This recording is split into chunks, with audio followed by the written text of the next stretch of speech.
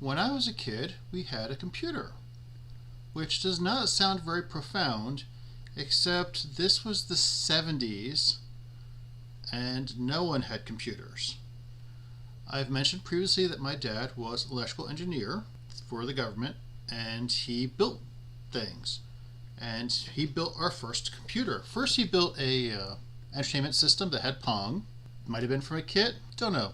But our first computer was, and I know there's going to be a whole bunch of things outdated when I talk about this, but our first computer had a cassette player as the drive. So you put the cassette in, you close it, you'd let it load up the program. It would take like 5 minutes to load up this basic 100-line program. But the other thing is, we had to type the programs in ourselves. You'd get magazines, and in these magazines, they'd give you all the code that you'd have to type in for the program. You can't, like, there's no online, there's no buying cassettes, because no buying cassettes from someone else, like, with the programs on it. Although I think we did have, one of the cassettes we get from someone did have a program on it, but it's underground. You're just trading with your neighbors and your friends, or anyone else who might have a computer, and since he was an engineer, he was trading with other engineers.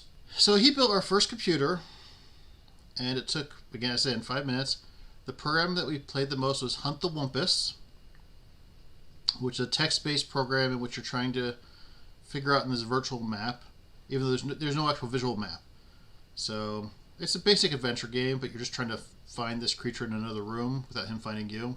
And there's also another game that we liked playing called Starlanes, and that is a video game version of Acquire. Now, how my dad helped build this machine is back a long time ago. It used to have computer fairs, usually at like community colleges, and they'd be like little flea markets of just bits and bobs and just electronic bits. And I can't imagine they still happen. But you go there, you just buy like any kind of computer bits you need, so you can help build your own computer.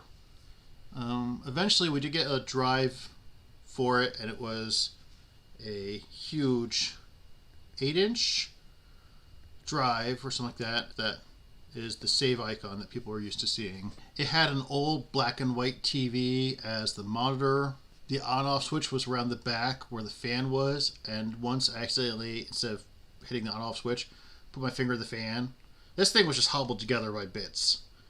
It was, yeah, that hurt. So I've always been around computers and learned BASIC from a young age, and I'm quite amazed with how computers are nowadays, how everyone's just carrying one around in their hand.